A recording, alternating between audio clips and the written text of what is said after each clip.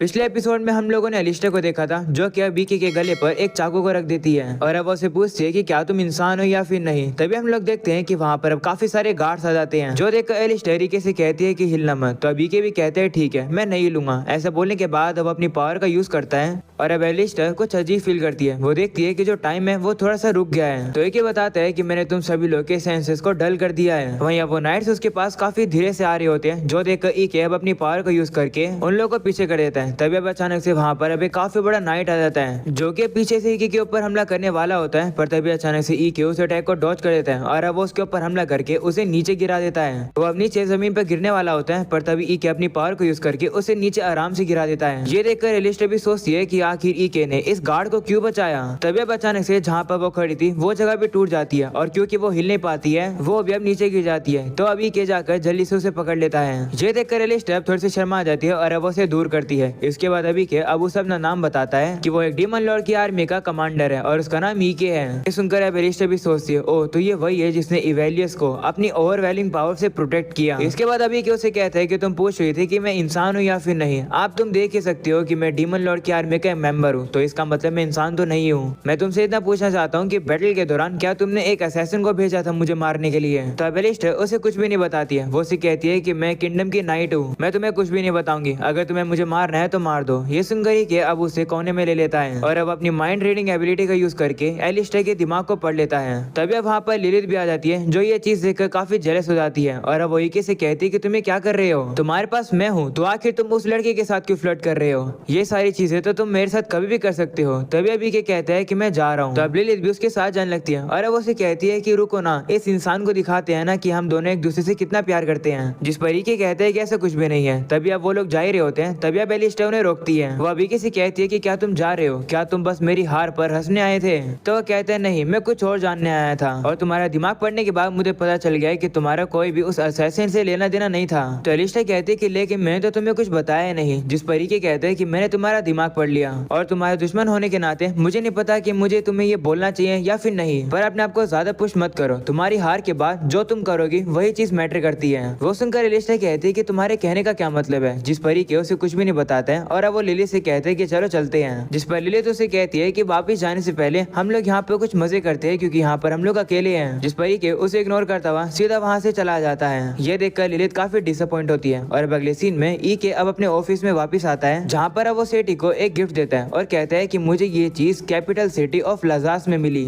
और इन्हें चालू कहा जाता है। वैसे तुम्हें तो पता ही होगा ना कि मुझे कहा गया है कि इस सिटी से मिलने वाला टैक्स को मुझे डबल करना है। तो ये जगह काफी एग्रीकल्चर सिटी है जिसकी काफी फर्टाइल सॉइल भी है। फिलहाल सभी लोग यहाँ पर वीट उगा रहे हैं पर जो राइस है वो ज्यादा प्रोडक्टिव है। इसका मतलब हम लोग ज्यादा राइस को उगा सकते हैं और जितना प्रोडक्टिव फूड होगा इसका मतलब हम लोग को ज्यादा फार्मर्स की जरूरत नहीं पड़ेगी। तो अगर उन लोग को खाना उगाने की जरूरत पड़ेगी नहीं तो वो लोग उन चीजों को क्राफ्ट करने में फोकस कर सकते हैं जैसे कि वेपन और ब्रिक। तो इससे और लोग अवेलेबल हो जाएंगे जो कि सर्विस प्रोवाइड करेंगे। तो सिटी कहती है सर्विसेज मतलब। जिस पर ईके कहते हैं कि शेफ वगैरह। और अगर सिटी के अंदर ऐसे ही लोग होते हैं तभी एक कंट्री ग्रो करती है और अमीर बनती है। ये सब कुछ सिटी को बिल्कुल भी समझ नहीं आ रहा होता है कि आखिर ईके बोल क्या रहा है। तो ईके उसे शॉर्ट में बताता है कि ऐसे करने से हम लोग काफी सारा खाना खा पाएंगे और हमें काफी सारा टैक्स का मनी भी मिलेगा। तो सिटी कहती ओ मैं समझ गई आप तो कितने स्मार्ट हो आपका आइडिया कमाल का है। तो ईके भी कहते हैं हाँ और अब उसे कहते हैं कि इन चावलों को पकाने का ट्राई करो। तो सिटी पूछती है कि इन्हें पकाते कैसे हैं। जिस पर ईके कहते हैं कि मुझे भी नहीं पता क्योंकि मैंने भी आज तक कभी ट्राई नहीं करा। ये सुनकर सिटी हैरान होती है और कहती है क्या मतलब ऐसी भी चीजें हैं जो कि आपको नहीं पता है। तो ईके कहते हैं हाँ पर अभी के लिए मैं तुम्हें इंचार्ज बना रहा हूँ। मुझे बस इतना पता है कि पहले लो उसके बाद हाय और अगर बच्चा रोए तो फिर भी लीड को मत हटाना। मुझे तुम पर विश्वास है कि तुम्हें कर सकती हो। तो अब सेठी सोचती है कि ये तो बिल्कुल एक मैजिक स्पेल की तरह है और अब वो कहती है ठीक है जितना मुझसे हो सकेगा मैं ट्राई करूंगी।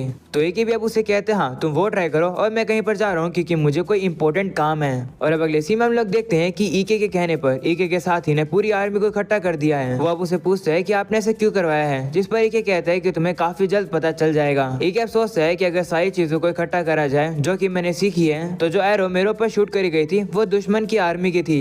पर एलिस्टर को इन सब के बारे में कुछ भी नहीं पता था। इसका मतलब है कि कोई मेरे ऊपर हमला करना चाहता था और ऐसा सिनेरियो क्रिएट करना चाहता था कि मेरे ऊपर व्हाइट रोज नाइट ने ही हमला किया है। मैं बात मानना तो नहीं चाहता हूँ पर लगता है कि हमारी आर्मी के अंदर ही एक स्पाई है। ईके अब अपनी पूरी आर्मी के ऊपर माइंड रीडिंग का यूज करता है और अब उसे एक गोब्लिन की आवाज आती है जो कि कह रहा होता है कि क्या मैं पकड़ा गया। वो बात सुनते ही ईके अब जल्दी से उसके पास टेलीपोर्ट हो जाता है और उसे कहता है कि तुम ही स्पाई हो, है ना। और अब अगले सीन में हम लोग देखते हैं ईके कमांडर से मिलने आता है। कमांडर अब उसे कहती है कि काफी समय बाद तुम मेरे से मिलने आए हो, आखिर तुम्हें क्या चाहिए। वह कमांडर ना रही होती है जो देख कर ईके कहता है कि मैं थोड़ा सा जल्दी में था पर मैं बाहर वेट कर लेता हूँ। ईके अब जाने वाला होता है तभी कमांडर अब उसे कहती है क्या आर्मी के अंदर कोई धोखेबाज है। तो ईके कहते हैं कि तुम्हें ऐसा क्यों लगता है, जिस पर कमांडर कहती है कि बस मुझे फीलिंग आ रही है, क्या तुम्हें पता है कि आखिर वो धोखेबाज कौन है। तो ईके बताता है कि वो धोखेबाज 7th कॉर्प्स का सेकंड इन कमांडर है जिसका नाम जेस है और वो वन आइड गॉब्लिन है। ये सुनकर कमांडर सरप्राइज नहीं होती है, वो कहती है कि मैंने इस चीज को पहले ही गेस कर लिया था। तो ईके कहता है कि जो जेस है वो काफी इंटेलिजेंट है और काफी अच्छा वेटरन वॉरियर भी है। अभी हम लोग क्या करें। ये सुनकर कमांडर खड़ी हो जाती है जो देख कर ईके शर्मा जाता है और अपना मुंह साइड कर लेता है। कमांडर अब उससे कहती है कि हम लोग जेस से सिर्फ एक ही चीज करवा सकते हैं और वो है उससे बदला लेना, यानी कि उससे रीपे करवाना। दूसरी तरफ अब हम लोग को एक गॉब्लिन को दिखाए जाते हैं जो कि जेस को बता रहा होता है कि जो ईके है वो कमांडर से मिलने गया है। तो अब जेस भी हैरान होता है और कहते हैं क्या ईके इतनी जल्दी उस शहरों से हील कर गया, तुमने कोई गलती तो नहीं कही थी ना। जिस पर वो बंदा कहते हैं नहीं, मैंने तो सीधा ईके के चेस्ट के अंदर तीर मारी थी।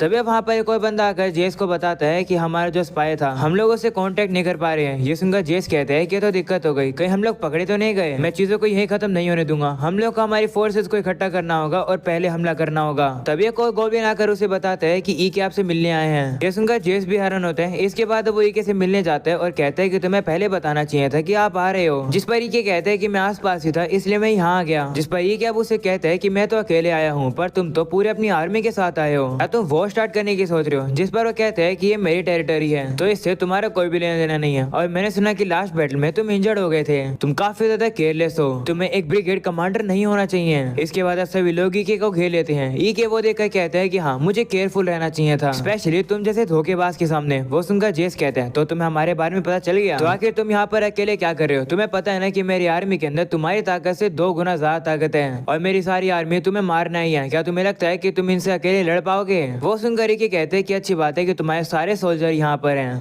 तभी अब अचानक से हम लोग देखते हैं कि ऊपर से उन लोग के ऊपर अब हमले होने लगते हैं। वहाँ पर अब पूरी तरीके से तबाही मच जाती है जो देखकर सभी लोगों को अब वहाँ से भागना पड़ता है और हमें पता चलता है कि ये सारे हमले यहाँ पर वो कमांडर कर रही थी। वो नॉन स्टॉप हमले कर रही होती है। एक हमला तो ईके को भी लगने वाला होता है पर ईके अब जल्दी से पीछे छुप जाता है। वह मन में कहता है कि मैंने कमांडर से कहा था कि इस तरीके से हमले ना करे और लिमिट में हमले करे जिससे कि इस जगह को वापस से रिबिल्ड करना आसान हो। पर अब वो कमांडर जेस से ऐसे बदला लेने वाली है, ये तो कुछ ज्यादा ही हो गया। हम लोग अब देखते हैं कि कमांडर और भी काफी सारे मोशंस को भेज देती है उस गॉब्लिन की आर्मी को खत्म करने के लिए। वहीं पर जेस तो छुपा हुआ था। ईके अब उसे कहता है कि मैं तुम्हें 2 ऑप्शन दे रहा हूँ, या तो तुम अभी सरेंडर कर लो और दूसरा ऑप्शन ये है कि तुम सरेंडर तब करो जब तुम सब कुछ खो दोगे। ये सुनकर जेस गुस्सा होता है और अब अपने साथियों से ईके के ऊपर हमला करने के लिए कहता है। वहीं पर अब ईके भी अपनी पावर को यूज करके उन सभी गॉब्लिन्स को काफी आराम से खत्म कर देता है। पर इस मौके का फायदा उठाकर जेस छुप जाता है। वहीं पर अब उसके साथी उसे कहने लगता है कि आखिर आप हो कहाँ पर। जिस पर जेस अब कहता है कि तुम लोग मेरे साथी हो और तुम्हारा काम है मेरे लिए टाइम बाय करना जब तक मैं भाग ना जाऊँ। इसके बाद अब वहाँ से भागने लगता है। कहता है कि कमांडर को इसके भुगतान करना होगा। वह भाग ही रहा होता है तभी अचानक से एक डीमन अब उसे रोकने आ जाता है। पर अब जेस उसके अटैक को डॉज करके वहाँ पर एक स्मोक बॉम्ब फेंक देता है। सभी लोग अब जेस को ढूंढने लगते हैं। वहीं पर जेस अब वहाँ से टेलीपोर्ट होकर कहीं चला जाता है। वो अब एक जंगल में आता है और कहता है कि मैंने ये सीक्रेट रास्ता बनाया था, ये काम आ गया। वह पीछे मुड़ के कहते हैं कमांडर इस बार तो मैं तुम्हें विक्ट्री दे रहा हूँ, पर असली वॉर तो अभी शुरू हुई है। वह वहाँ से भाग रहा होता है तभी अचानक से उसके ऊपर एक हमला हो जाता है। वो हमले करने वाला ईके होता है। वह वहाँ पर आकर उसे कहता है कि तुम्हें सीख लेना चाहिए कि तुम्हें कब गिव अप करना है। वहीं जेस हैरान होकर उसे कहते हैं कि इस जगह के बारे में तो सिर्फ मुझे पता है, तुम्हें कैसे पता चला। तो ईके कहते हैं कि मैंने तुम्हारे पीछे अपना एक फैमिलियर छोड़ दिया था, वो देखो तुम्हारे पीछे।